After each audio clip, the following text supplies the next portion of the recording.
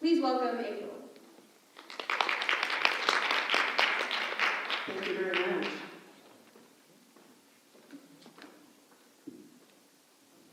So the topic that I'm going to cover tonight is prescription drug abuse and anti-prescription drug safety.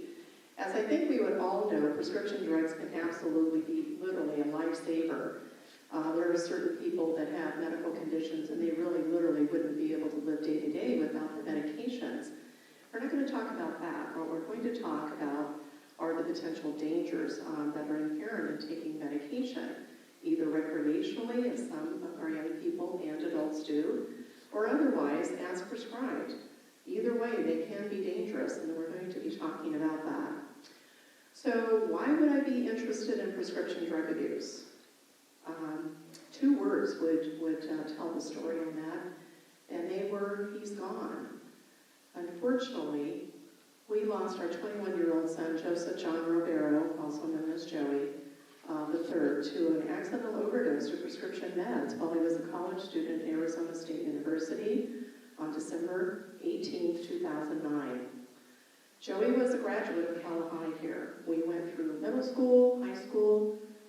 We're in the senior year of college, about 4 months away from graduation, when we got that devastating news that Joey had been found in his off-campus apartment. And basically, he hadn't survived a simple gathering with his friends. It was a full-blown party that they had been out celebrating the end of finals, the end of the semester. All of them were going to disperse the next day to go back for, to their homes for winter break. And of course, we were expecting Joey to come home too. We had to literally bring him home in a coffin, and it was devastating. It still is. It's been almost 9 years and going on 10 now since we lost him, and I will tell you every single day I miss him tremendously. So the bottom line and the key here to my work in the prescription drug abuse field, prevention field, is that I wasn't educated as a parent. I thought I was one of those super parents that went to the parent ed things. I thought I was having those right conversations with my child, but I didn't realize that prescription drugs could be used recreationally. I didn't know that. All I really knew was that painkillers could be addictive, and they are. I didn't know that very little could actually take your life. Joey died from a single pill of Xanax mixed with a pill and a half of oxycodone, which is a painkiller, and he mixed a little bit of alcohol with those combination drugs. That's all it took to take his life. He went to bed after being out with his friends, and he did not wake up.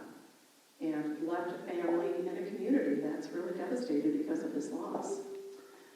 I want to share with you what I've come to know, and that is that we have a national epidemic. Prescription drug abuse has become rampant. It happens very easily when you're prescribed medication and maybe you stay on it too long, in particular the painkillers that are so frequently prescribed. Overdose is now the leading cause of accidental death, and that's shocking to me, even still. It used to be car accidents, no longer. It's overdose deaths. And as you can see on this chart, over 70,000 people lost their lives this last year, 2017, the last year on record, at least for data, to a drug-induced overdose of whatever sort. But at the same time, over 40,000 of them were from opioids, either prescribed painkillers or their equivalent, which is the illegal drugs we see out on the street all the time, heroin, fentanyl, carfentanil, very powerful opioids. And when they're created, synthetically or whatever the case may be, they are typically mixed, by drug dealers with other kinds of things like fentanyl, which is so powerful, even a little speck can literally kill you, or you can ingest it, breathe it in. You can take it in through your skin. It's really scary. So I think it's really important that we think in terms of people. It's easy for me to do that because I lost my son.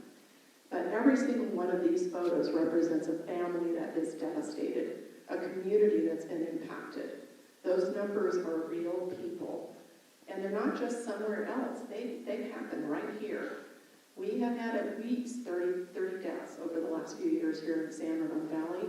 And in fact, yesterday, I woke up to the devastating news that a young man, we believe, died from an overdose right here in a Safeway parking lot. And that's not something that we'll probably hear more about, other than those of us that are working in this field and we have some inside connections. But those deaths happen here. It's not just somewhere else. Every one of these people, and I have 650 or more photos from around the country now, people who've submitted the photos to me, so I can try to get education out there about this. These are real people and real losses. And there are no boundaries, so often I'll have parents say, well, my kids, we're fine. My child is a high-performing student, excellent grades, or they're very, much into sports and they're keeping busy with that. But I will tell you that isn't necessarily, those aren't protective factors necessarily. What about the student who gets injured, gets taken to the doctor, and for that injury, which is probably painful, they get prescribed medication, painkillers? What if their body reacts to it in a way that not everybody reacts to it, and that they like that feeling, they want to stay in that condition forever, they love that feeling. They may continue to take it longer, the painkiller longer, and end up dependent on it and ultimately addicted. And that's when really bad things can happen. So bottom line is, even little kids, we're having overdoses and poisonings, let's call them, with little grade school kids or maybe even toddlers who get a hold of these really pretty pills that look like candy. And they take them down and they overdose, and hopefully there's an adult there, real close by that can get the attention they need, and they don't succumb to that, but not always is that the case.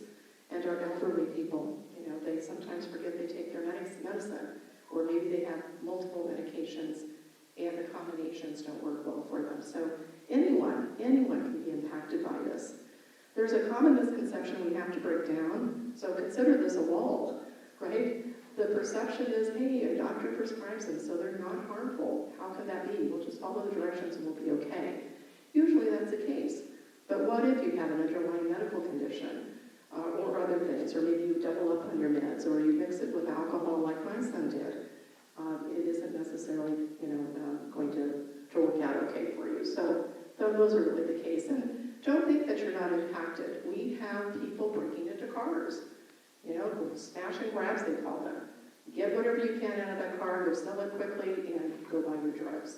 The drug you become dependent on, and if you don't have, you're going to go in withdrawals, and you're going to feel horrible. Your job every single day becomes, when you're addicted, to go get that drug that you need to keep yourself, just even kill. So we have crime that any one of us could be affected by, broken, cars that are broken into, homes that are broken into. We also have addiction, and that's such a strong problem in our area and really everywhere in the country. We have it's either 2 or 3 million people that are addicted just to opioids alone. And that is really difficult to manage. Not just that person has that addiction, but the whole family, or everyone that loves that person is really miserable. They want to help that person, and only they can help themselves. So it becomes a very difficult thing for families to deal with.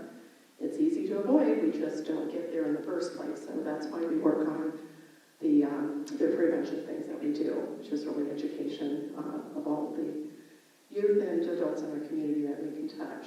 Drug driving, any one of us can be out there driving any given day in a car. We aren't the problem, but we run into somebody who is impaired, and the financial cost to our country is enormous for this problem. So the drugs that I want to make sure everybody knows that we need to be really, really careful with would be the painkillers, the sedatives, and the stimulants, and you can see what the effects are. All of these are addictive. So don't think of Xanax, for instance, which we understand is a drug commonly really being abused on our high school and our college campuses. It's way more than just a chill pill. It is, you become dependent on it pretty quickly, and potentially addicted to it. And I know people that really struggle to come off that particular drug. Painkillers, it's easy to remember that one. Painkillers can kill you. Again, if you take too much, if you mix them with alcohol, if you mix them with something like Xanax, a sedative, they become more powerful when mixed together. There's a multiplier effect. So we have to be super careful about how we combine our medicines. Another drug category is the stimulants, and stimulants are often abused by our high school students and our college students. If you do not have ADHD, a condition that these medications actually work well for some people, it helps calm them down, helps them focus. Someone who doesn't have that condition, it has the opposite effect. Their brain reacts differently and it ramps everything up. So you can see that you can get into big trouble with those too. One that I'll mention too is cough medicine. Some of our teens like to drink a lot of cough medicine. The stuff over the counter has alcohol in it. If you drink enough of it, you can get a little bit of a high. If you drink the cough medicine that is prescribed, it has codeine in it. That's one of our sedatives. And so it can actually cause some real big problems, as you can see here too. And then we've got the fentanyl. Fentanyl is being manufactured primarily over in China. It makes its way over to us through the Mexican border, but also direct mail. You can order it online and get it here, and once it's here and it comes in typically powder form, it's showing up everywhere. Our teens and everyone really needs to, we all need to understand that it's showing up in cocaine. So if somebody's out there abusing that drug, fentanyl may be in it. It's showing up in all sorts of forms. Marijuana is being laced with it. It can show up as fake pills, and you can see that in the lower left. These pills are so convincing looking that even the experts don't know the difference. So we're certainly not going to be able to tell the difference. The big story here is, first of all, don't be abusing the illegal drugs, because right now fentanyl is very much out there. Secondly, don't take a pill unless you know it came from a legitimate pharmacy.